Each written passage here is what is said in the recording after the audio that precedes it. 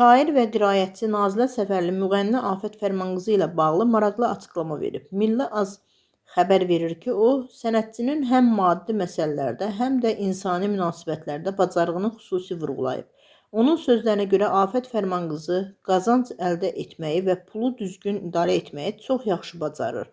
Mən Afətə zarafatla JEK müdürü deyirəm.